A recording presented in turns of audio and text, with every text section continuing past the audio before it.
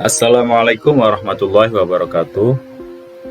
Anak-anakku yang soleh dan soleha, pada kali ini Bapak akan menampilkan sebuah video tentang keteladanan Rasulullah Shallallahu Alaihi Wasallam.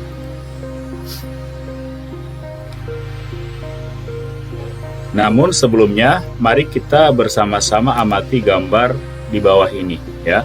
Di sini ada sebuah gambar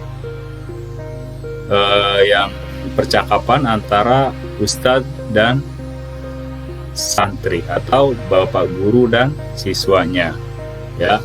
Bapak guru di sini memerintahkan kepada siswanya bahwasanya anak-anak dalam berperilaku contohlah akhlak Rasulullah.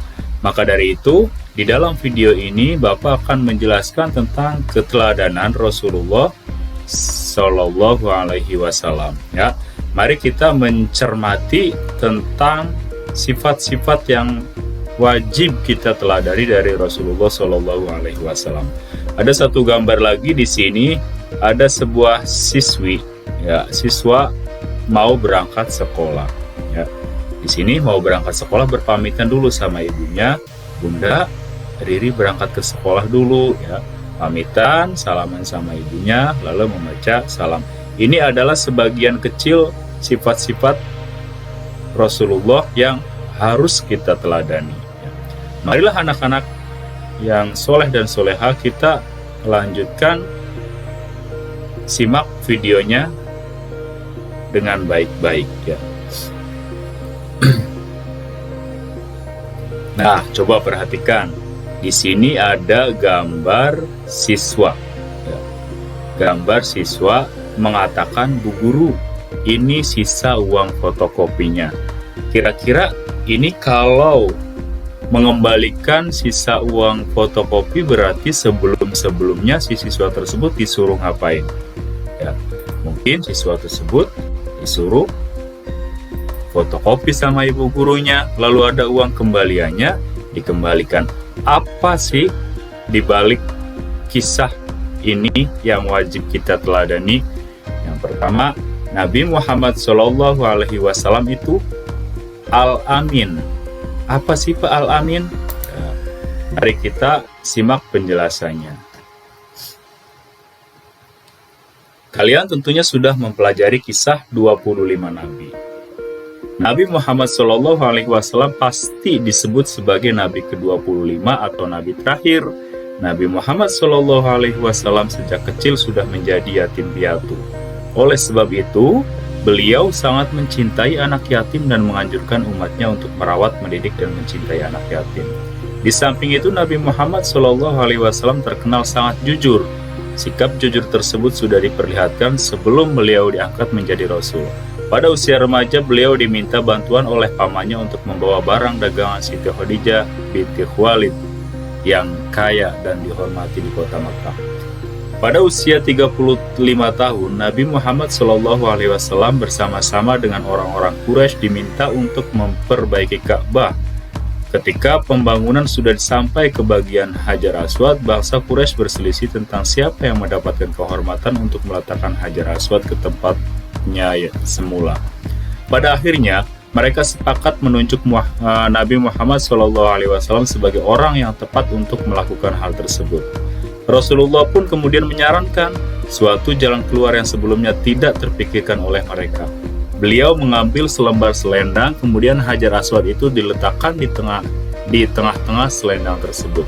Beliau lalu meminta seluruh pemuka kabilah yang berselisih untuk memegang ujung-ujung selendang itu. Mereka kemudian mengangkat Hajar Aswad itu bersama-sama. Setelah mendekati tempatnya, Rasulullah Shallallahu Alaihi Wasallam lah yang kemudian meletakkan Hajar Aswad tersebut.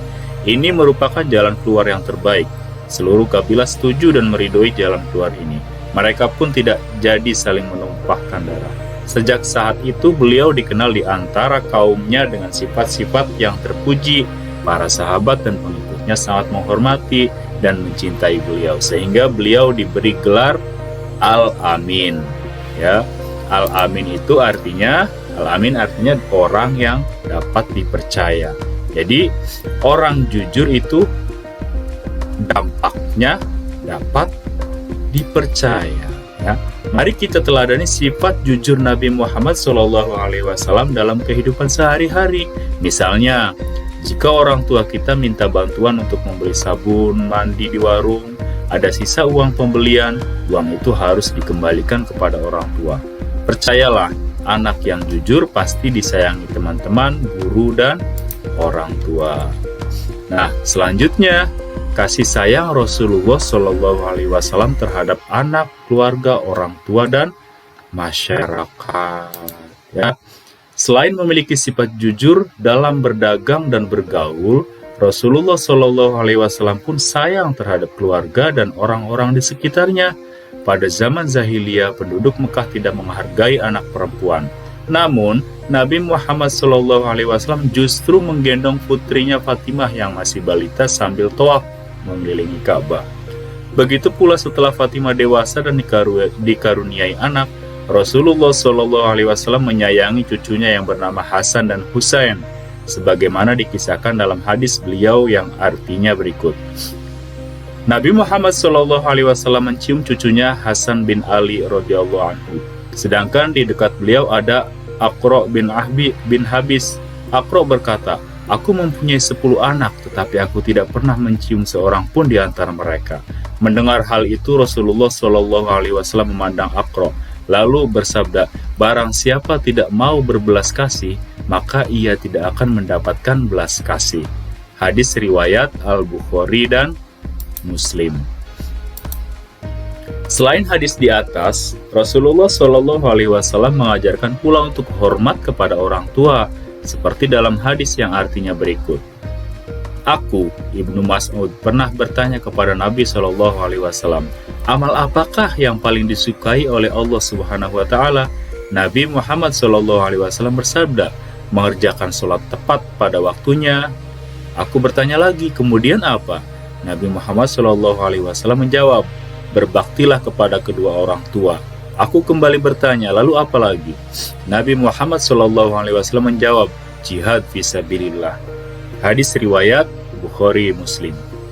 Rasulullah SAW tidak pernah menyakiti hati orang lain. Hal itu dapat dibuktikan dalam hadis beliau yang artinya, barang siapa yang beriman kepada Allah Subhanahu wa Ta'ala dan hari akhir, maka hendaklah ia berkata yang baik atau diam. Hadis riwayat Bukhari Muslim. Nah, itulah sepenggal kisah kasih sayang Rasulullah SAW terhadap anak, keluarga, orang tua, dan masyarakat.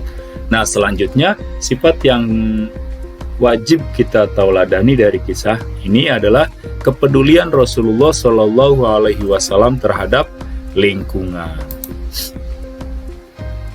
Kepedulian Rasulullah SAW bukan hanya pada ibadah seperti sholat, tetapi beliau pun peduli terhadap lingkungan hidup. Hal itu tercermin pada perilaku beliau antara lain sebagai berikut. Nabi Muhammad SAW sangat hemat dalam mempergunakan air. Itu buktinya pada anjuran beliau agar tidak berlebihan dalam pemakaian air dalam berwudu. Ya, jadi ketika kita berwudu itu secukupnya saja airnya, jangan sampai terbuang-buang sia-sia. Terus Nabi Muhammad SAW mengajarkan agar tidak melakukan kerusakan di muka bumi ini. Ya, jadi kita sebagai umatnya, kita sebagai umat Nabi Muhammad SAW, kita juga harus menauladani salah satu sifat terpuji dari Nabi Muhammad, yaitu kepedulian Rasulullah SAW terhadap lingkungan. Nah, selanjutnya ketauladanan Nabi Muhammad yang wajib kita ikuti adalah Nabi Muhammad SAW sebagai pembawa rahmat bagi alam semesta.